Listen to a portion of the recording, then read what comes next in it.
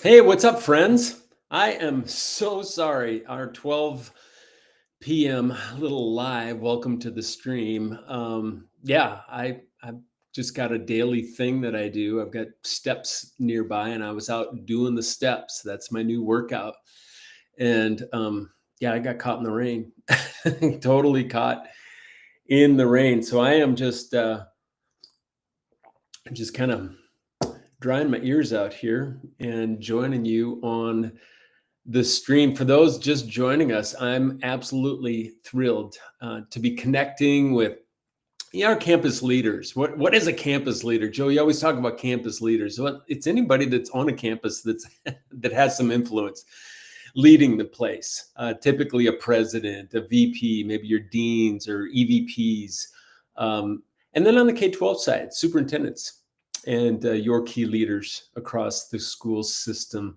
Basically, leadership teams, right, who are wrapped up, I think, in one of the most transformational academic years in all of history. Let me just start with some just incredible news. I've been watching it just as you have the ticker out there. Our graduation rates, many of you have already celebrated. They're climbing. We'll take every bit of good news we can get, right? The latest data shows that high school graduation rates are reaching 87.3% nationally. That's the highest level that we've seen in decades, boss. Good work. You're contributing to that. Community college completion rates are way up 8% from pre-pandemic levels. So we're not just comparing it, we're comparing apples to apples again. And four-year institutions reporting stronger retention engagement metrics we've seen higher since 2019. So everyone with their dukes up fighting for the best good of the other as other on campuses, it looks like you're winning. You're just within your very missional qualities. So, but here's one more exciting, that resilience piece, right? The innovation, the adaptive leadership that all of you have been just flexing over the past few years, not just last year, but the past few years. It's created something, I think, unprecedented. Campus leaders who can navigate really any challenge while maintaining focus on student success. It's like, bring it on. I'm resilient, but even more than that, when the pressure comes my way, I'm getting stronger. I feel like I I feel like there's a song in there someplace, right? I know many of you are in just right now, you spent months, maybe years in what I call just this firefighting mode. Every day bringing you new urgent decisions like staffing challenges and we have no subs again, right? Budget adjustments, technology pivots, some of the just cybersecurity crazy going on, student support crisis, student rallies for the good, but also student walkouts and community concerns. You become masters, really, of crisis management, right? And all things mental health and all that because you had to be, because you had to be. You didn't have a pass to go. No, not today, right? That's what leadership is. But now you've got perhaps some times, right? Just perhaps some time to shift from that urgent to what I call just the important stuff. It's not urgent, but wow, it's important. It's been collecting over here on the desk. Maybe you've got an important pile on your desk, right? The urgent stuff maybe has already been smoldering and smoking, and it's hopefully gone. And now it's the time to pivot over into that important stuff, to move from the reactive survival to that proactive strategy mindset that transforms that crisis tested leadership wisdom into the foundation for your strongest academic year yet. That's what I'm trusting it. I'm claiming it, folks. I'm claiming it. Today, we're talking about making that critical transition from firefighting to forward thinking. Okay. Specifically, how do you channel your hard earned crisis leadership skills into building strategic excellence for 25, 26. Many of you still wrapping up 24, 25. This isn't about having just that perfect game plan, boss. No, it's more about having the courage to lead with vision while maintaining that agility that got you through everything else these past years. I'm trusting that you've got the wind at your back this next year. You've earned it. So lean in. What you're about to learn in the next few minutes here, we're not going to spend a whole lot of time. It might be the difference between just another year of managing the day-to-day challenges and launching the most strategically focused, high impact academic year in your leadership career. So, not fingers crossed, I am absolutely hopeful for you. Let's turn your crisis wisdom into strategic excellence together. Let's start with the truth that every campus leader on this stream knows intimately. Yeah, you've become incredibly skilled at managing urgent, the high stakes stuff. Yeah, the research on post crisis leadership transition, it's fascinating. I think there was a 2025 study from AASA, the superintendent's organization, said that 73% of campus leaders report feeling more confident in their crisis management abilities than ever before. That's good news. But only 31% feel that they've had adequate time to engage in the long-term strategic planning since 2020. That's a chunk of years, right? We're getting really good at being busy, just maintaining the day, but not as good about seizing tomorrow. Yeah, here's what's kind of happening. Just that urgency addiction. It's when we don't have it, right after years of rapid fire decision making, many leaders are just report feeling just uncomfortable with the slower pace of strategic planning. Is that a thing? Is that a thing now that we've been so conditioned? It is. According to recent research, it shows that the average campus administrator has reduced their long-term planning by 45%. It's just kind of cut in half. Okay, not by choice, but by necessity. And now it's becoming commonplace. Well, we didn't do this last year or the year before, the year before, the year before. So yeah, we're not doing it this year. The other thing is just this permission paradox. Campus leaders now feel like just constant balance between being ready for the next crisis while trying to build for the future. And studies, it was Harvard Graduate School of Education showed that 68% of campus leaders reported feeling guilty. Like I got the guilt.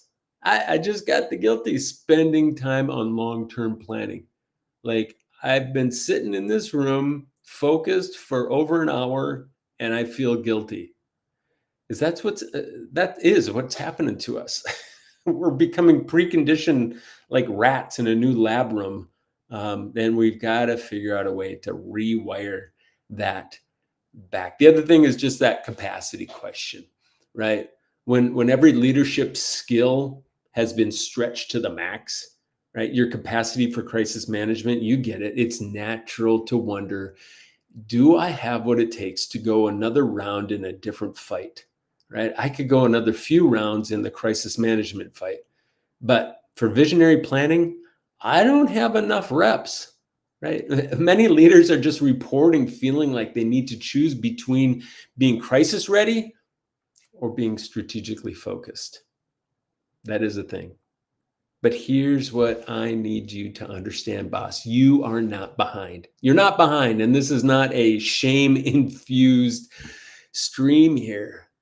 You are not underprepared for strategic leadership. You are experiencing the natural transition that every transformational leader faces when you move from crisis response day after day after day to strategic growth.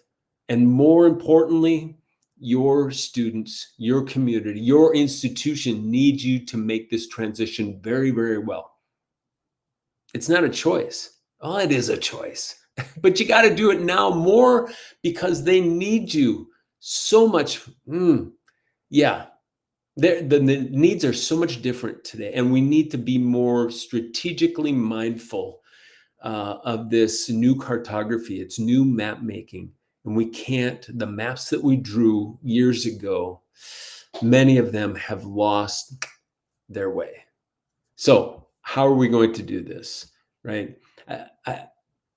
Jennifer Martinez, a superintendent that I know, worked with, who has been managing her district through budget cuts, enrollment shifts, just boundary line stuff, staffing challenges, while maintaining student achievement gains. She spent 2 years feeling like she was constantly putting out fires. But when she stepped back, this is a few months ago, to look at her leadership during that time, we just put her on a timeline. She realized that she developed decision making, speed, stakeholder communication skills, and change management abilities that position her perfectly for strategic leadership. Just needed to pivot, right? The breakthrough for her when Dr. Martinez shifted her perspective from, I haven't had the time for strategic planning, Joe, to I've been developing strategic leadership skills under fire for the last few months. Everything changed for her. She launched a comprehensive 25-26 strategic plan with her board and community. That planning process, it leveraged her crisis tested leadership abilities.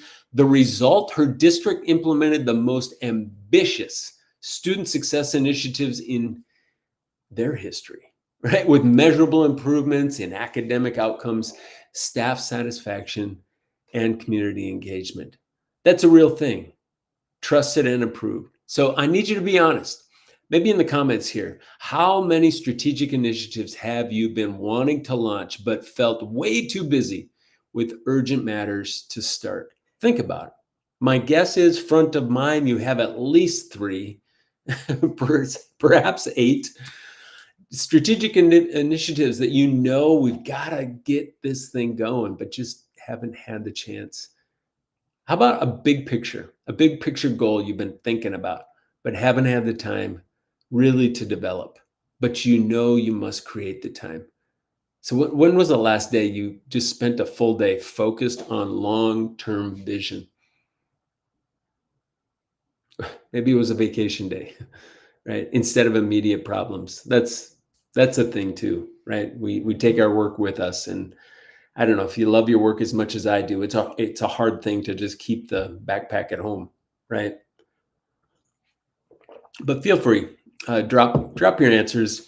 Let's be real about just kind of where we're at right now in terms of our initiatives and how you're going to engage into more the strategic versus the urgent stuff, because your community deserves it.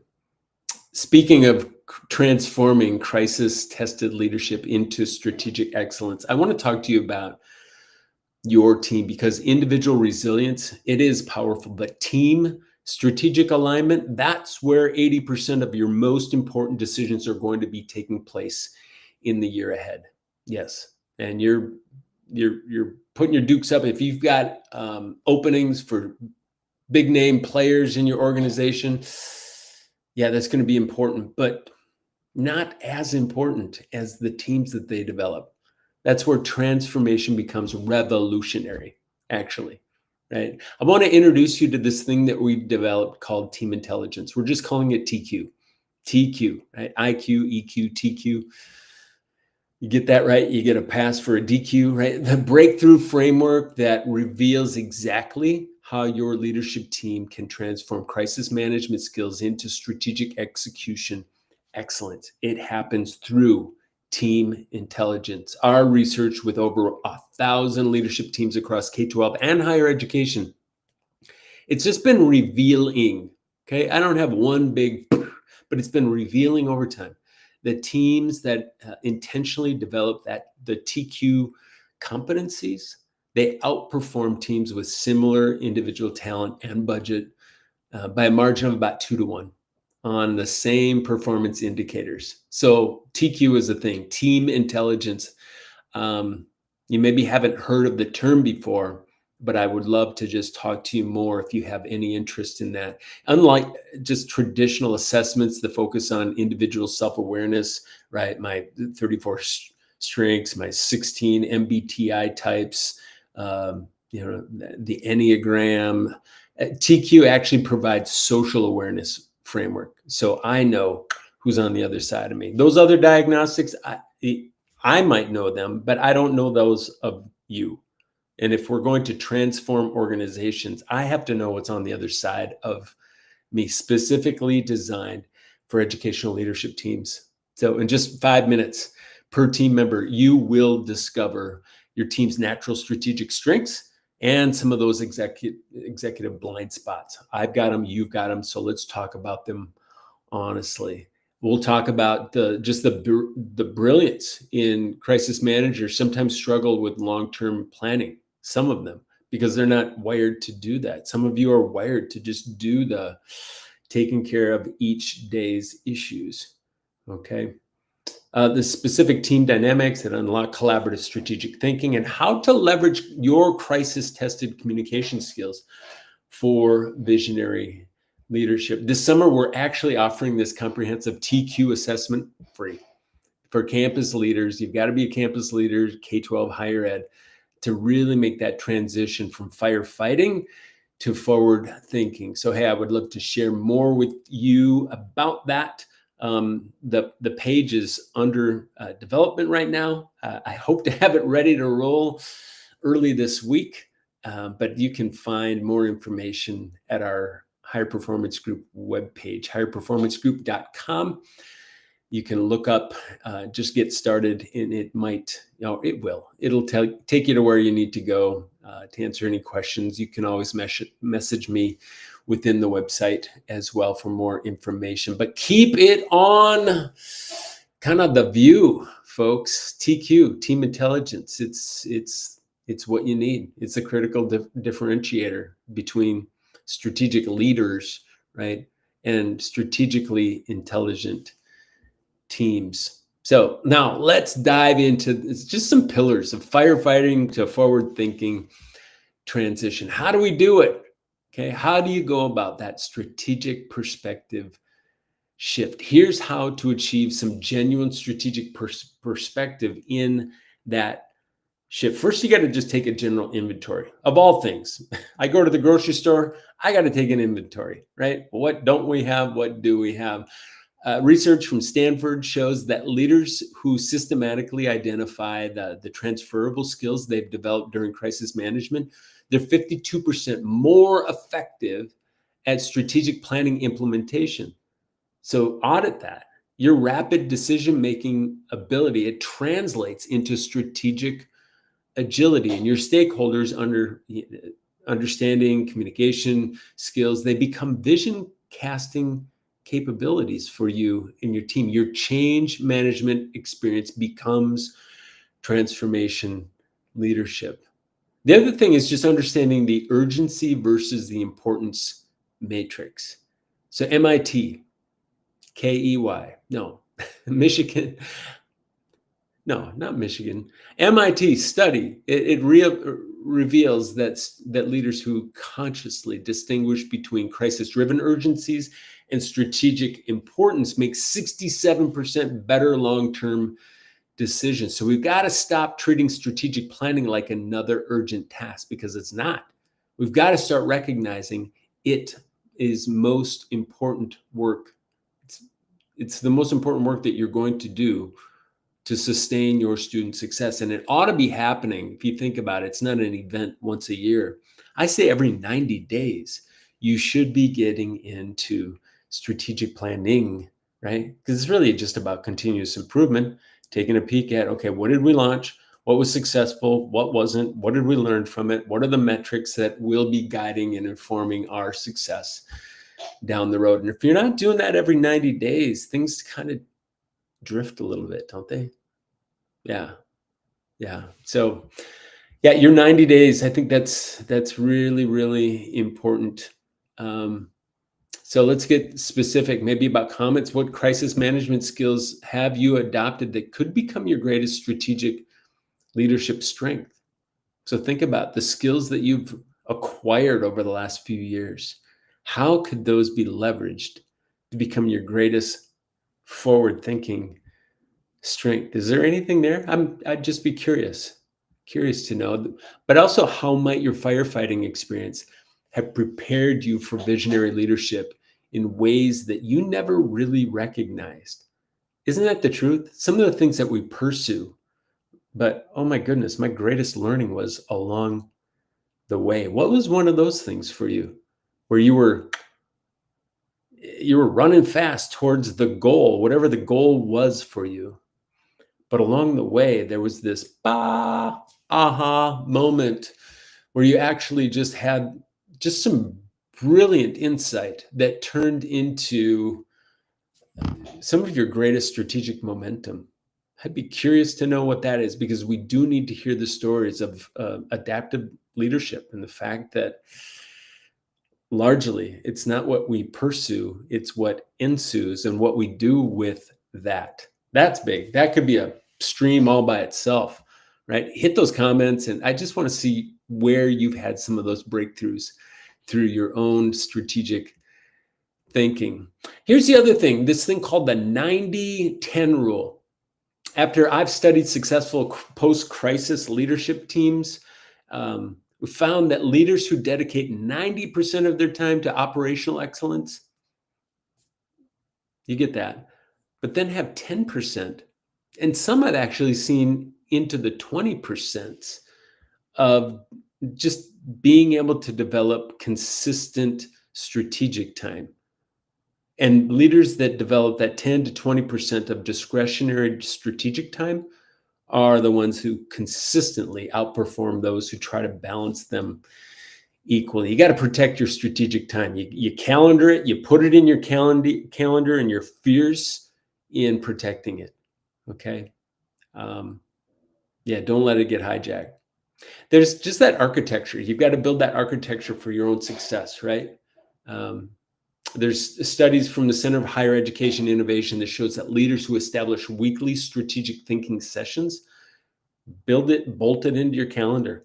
Okay, this is my think time. Some of the greatest leaders in history have had obscure sleeping hours, yes, but also have had just interesting work routines where sometimes on a daily basis, they just had these little strategic recess times where they broke away from the action so that they could do their best thinking, not always by themselves.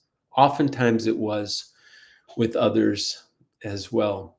So the strategic initiatives that you launch with systemic planning over this summer, it's going to serve more students than the perfect plans you never implemented. So yes, we're all okay. I need more time to perfect this. How about having a minimum viable plan? My mentor says that to me all the time because I want perfection. Joe, what's the MVP here? What's the minimal viable plan that you could just launch and then improve? Period. Right. Your institution needs your strategic leadership more than it needs your perfect readiness. So just get after it and be willing to, Brene Brown calls it, and it might get edited out of here, but it's a Schmitty first draft. Okay, I didn't say it. A Smitty first draft. Okay. Yeah, I've got a number of other leaders that I'm thinking about. Sarah Williams, district superintendent, managing declining enrollment, just aging infrastructure. She's got to go up for a bond. It's actually happening this fall. Community budget pressure. She's just under a lot of fire in 2024. She developed a comprehensive crisis management system, but felt like she never had time also for the strategic side. Okay. Again, mastering on the operational today planning, but not enough on here are the big demand pieces coming at us. But she chose systemic planning rhythms. We talked about, okay, almost like a golf swing. What's a regular rhythm, a regular tempo of strategic thinking, balancing that throughout your week and your month, and just being able to focus on the individual pieces within that balance on a consistent basis. over that crisis only management. She established what she called her Tuesday morning strategic sessions. These were 90 minutes weekly dedicated solely to long-term planning. 90 minutes. That's not a whole lot. I'm not real good at math, but that's less than 20% of your work week, right? With just the urgent matters, they were handed off before or after. Like, put the sign on the door that says I'm in this gear right now. I need my time because you deserve for me to be as brilliant as I intend to be, right? Within 6 months, this was just fun to track. Her systemic approach had identified strategic enrollment partnerships. She developed a community support network and her infrastructure plan that really allowed them to lead block through some of these major facility issues that she's dealing with, but also helped her to create sustainable budget strategies that will go alongside of the building plan for operational excellence. Right? Her systemic system rhythm created lasting solutions instead of just these temporary, put a piece of tape on it and call it sort of fixed, right? So let me just ask you, what's a minimum weekly time you could realistically dedicate to strategic planning without compromising just being the boss that others need you to be? I don't know. Sarah's was 90 minutes a week. And, initially, I think she thought it was kind of ridiculous, but we said, let's go for it. And then we'll evaluate it after a month. Well, after 3 months, after 6 months, it's now part of her habitual construct at work. It happens every Tuesday. So what's that minimum weekly time you could realistically dedicate to strategic planning without just compromising your other key roles? Is it 30 minutes? I don't think that's enough. Maybe it's not minutes. Maybe you're chunking it in terms of, I need more of a block of time each month. If that works for you, right? But how could your crisis management systems actually maybe support more effective strategic planning? And some of that is just building capacity so that you're not the first responder to all things. I think that's a critical piece for us, isn't it? Okay, to give both responsibility and some lines of authority as well to some of the day-to-day crisis stuff so that you can be more the day-to-day future focused stuff, right? So don't hold back. I'd love to just hear some of your comments, hear from you, see how you're navigating that dance and how you might be nudged along in your own thinking, maybe even through this little pep talk here today. So yeah, I'm going to take a little sip of water as you're finishing that thought.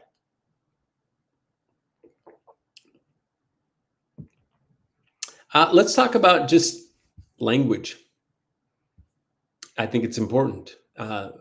Strategies must be incorporated into changing just for the benefit of your organizational culture.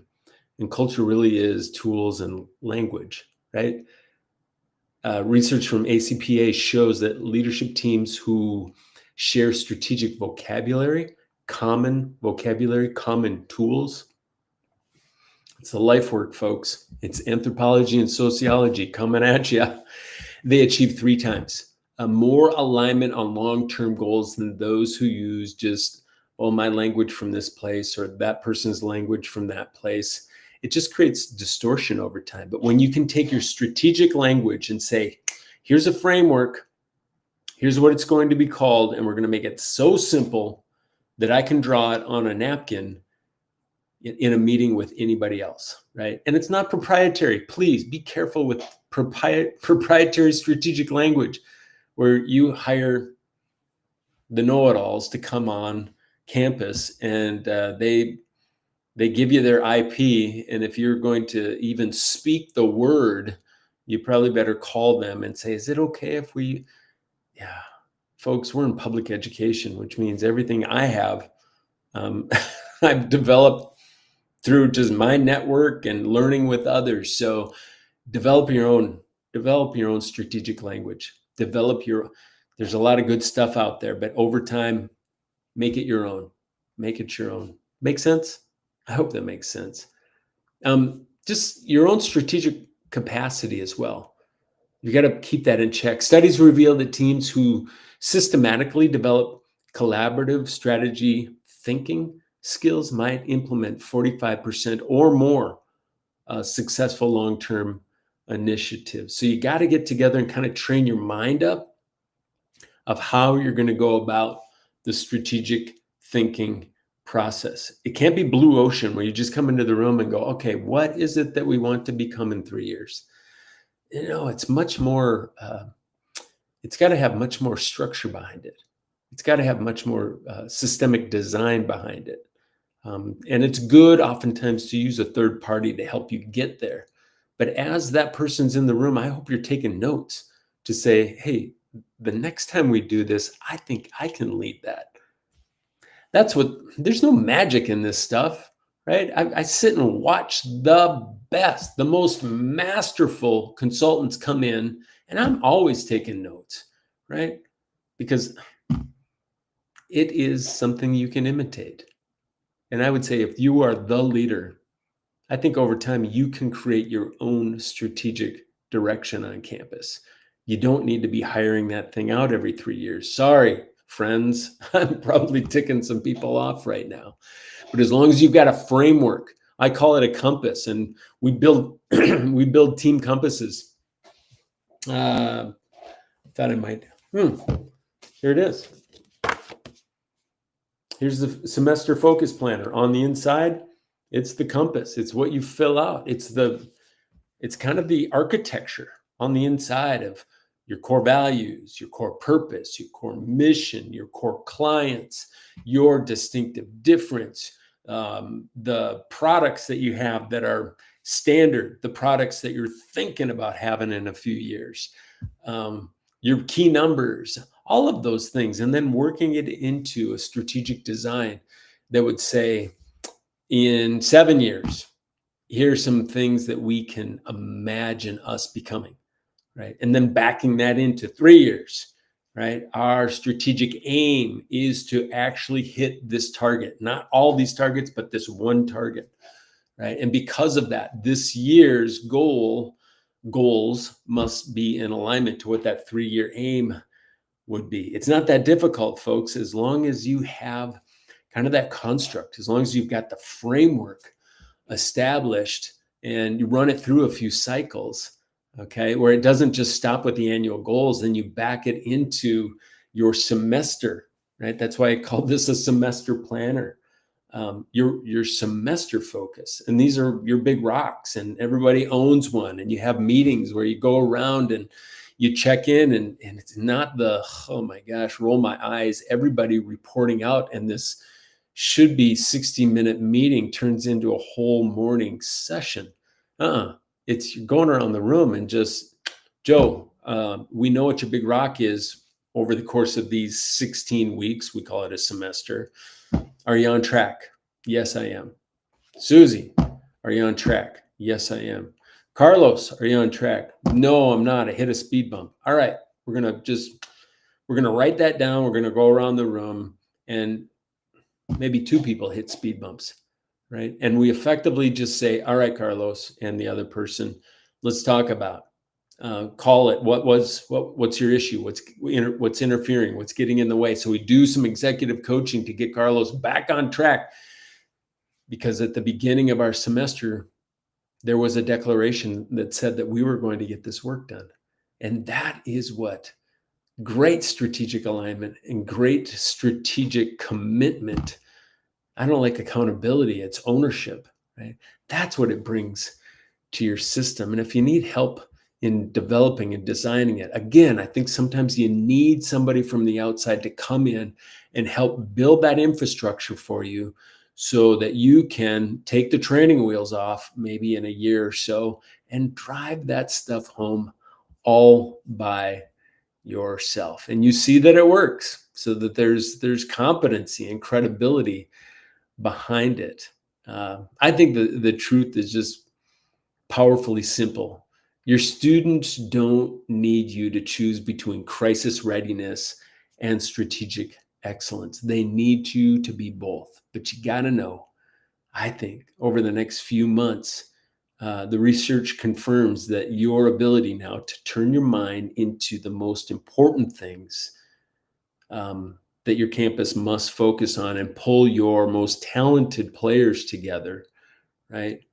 Most dynamic players together to help establish that compass for you in moving you forward. So I don't want you to just nod and go, hey, that kind of makes sense. I want you to take action.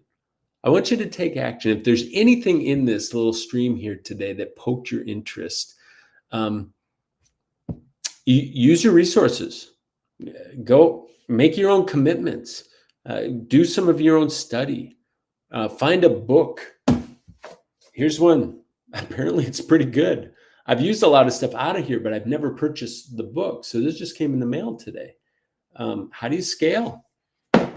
I think we do a really good job of building systems and strategies that don't scale. So how do you build the ones that actually scale all the way through the coefficient of the entire organization?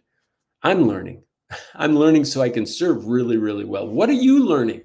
So you can serve very, very well. So don't just agree and take notes and then go back into crisis management mode. Okay. So, and if I can be of any help to you, we're taking on new clients starting mid June, early July. So if there's anyone out there that just needs a little bit of help in the TQ world, developing smarter teams, we've got an assessment. I would love to just give you that free assessment link. One, to just gauge the overall collective intelligence of your team. There's not a tool out there that does this. We're so excited to launch this. There's not a tool out there that measures the collective intelligence of your team and what they're ready for, but also what they're not ready for. So not putting them into a position where you say, here's a hefty assignment, and your team says, yeah, we'll do it, but it's going to fail just like 80% of the other initiatives that we've done. It's a way to safeguard against that. So if you're interested in the free assessment, I would love to send you that link. And then on the tail end of that, there's it's a neatly packed little summary report that I will walk through you and your team. Oftentimes it's just the leader. If you want to bring the team into that as well, that's cool. That's cool. But it gives you kind of a blueprint of here's some of your core strengths, I think, as a team. And if there were some things developmentally that you wanted to really, really focus on and make a strategic priority for your semester coming up, it gives you a baseline measurement of what that should be. So I'll give you that, and just a free consultative report. And then maybe breaking into a 90-day plan where I can just help you as a glider tow plane to get you launched, right? Not in leader development, but in this thing called leader team development. And that is the place, I think the place that differentiates the best from everyone else stuck in the noise starting in 25, 26. So, hey, until next time, this is always fun to just grab some stream time with you. Yeah, I wish you the best of your strategic thinking this summer. Your community deserves systemic action. Your students certainly deserve the transformation that you're building momentum toward and that you're capable of creating through the power of strategic leadership. So my dukes are up for you. Keep your dukes up for them. And I